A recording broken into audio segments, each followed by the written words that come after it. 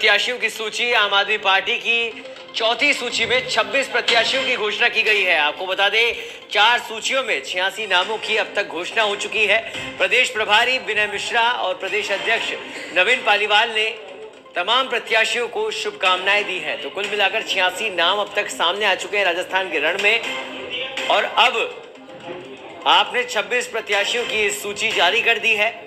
आम आदमी पार्टी की ये चौथी सूची है जिसमें 26 प्रत्याशियों के नामों की घोषणा की गई है, और प्रदेश प्रभारी विनय मिश्रा और प्रदेश अध्यक्ष नवीन पालीवाल ने तमाम प्रत्याशियों को शुभकामनाएं दी हैं।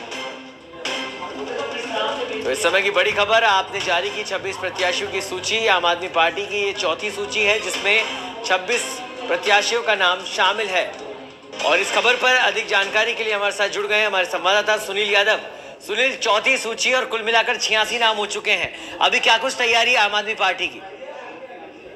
जी बिल्कुल सौरभ, देखिए कि लगातार आम आदमी पार्टी जो जिस तरह से जो चुनाव को लेकर सक्रियता दिखा रही है और लगातार अपनी सूचियां भी जारी कर रही है। एक एक्सरसाइज की जा रही है कि जो अन्य राज्यों में जो सरकार है आम आदमी पार्टी की, उसी तरह से राजस्थान में भी लोगों को लुभाया जाए और उसी तरह से जो कैंडिडेट्स का चयन किया जाए और जनता के बीच उतारा जाए। इसी को लेकर चयन के बाद लगातार जो सूचियां जारी हुई है और अभी तक 86 नामों की सूची जारी कर दी। हालांकि आम आदमी पार्टी ने पहले स्पष्ट कर दिया था कि राजस्थान चुनाव में किसी भी तरह का गठबंधन नहीं किया जाएगा और पार्टी अकेले चुनाव लड़ेगी, और इसी तर्ज पे प्रत्याशियों की सूची भी जारी की जा रही है। हालांकि जो पिछले दिनों विपक्षी दलों की जो बैठक हुई थी उसमें इंडिया गठबंधन का जो आम आदमी पार्टी यानी आरएलपी जो माफ कीजिएगा आम आदमी पार्टी के सुप्रीमो अरविंद केजरीवाल ने भी साथ दिया था इंडिया गठबंधन का, लेकिन राजस्थान में ऐसा नहीं किया गया। अब लगातार उसी एक्सरसाइज में है आम आदमी पार्टी की जो योजनाएं हैं जो अन्य राज्यों में पार्टी की, उनके दम पर यहाँ लोगों के बीच में जगह बनाई जाए और ज्यादा से ज्यादा कोशिश रहेगी कि सीट निकालने की। अभी हालांकि सरकार में कितनी भागीदारी होगी इस पर ज्यादा ध्यान नहीं है पार्टी का। अभी यहाँ खाता खोलना भी एक चुनौती है, उसी चुनौती को यहाँ पर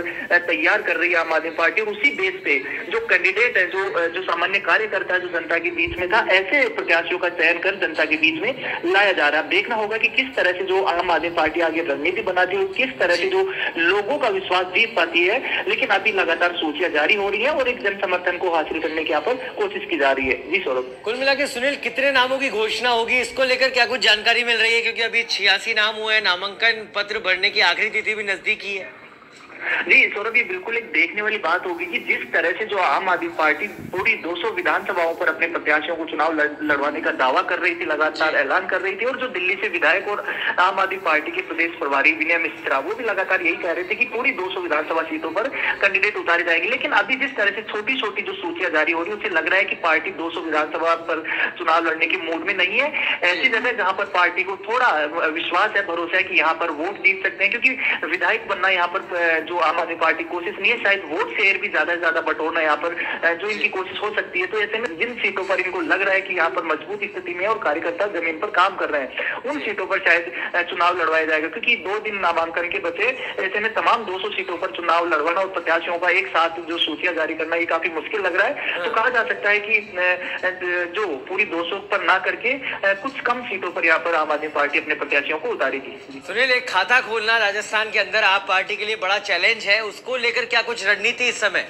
प्रत्याशियों के नामों की सूची तो जारी की जा रही है, लेकिन खाता किस तरह से खुलेगा, इन लोगों को सिलेक्ट किस तरह से किया गया है, उसको लेकर क्या कुछ रणनीति अपनाई है आप पार्टी ने? हाँ जी बिल्कुल सही सौरभ, क्योंकि जिस तरह से जो 2018 का चुनाव था उसमें आम आदमी पार्टी का खाता खोलना दूर बात ही, हर प्रत्याशी की जमानत जब्त हुई थी।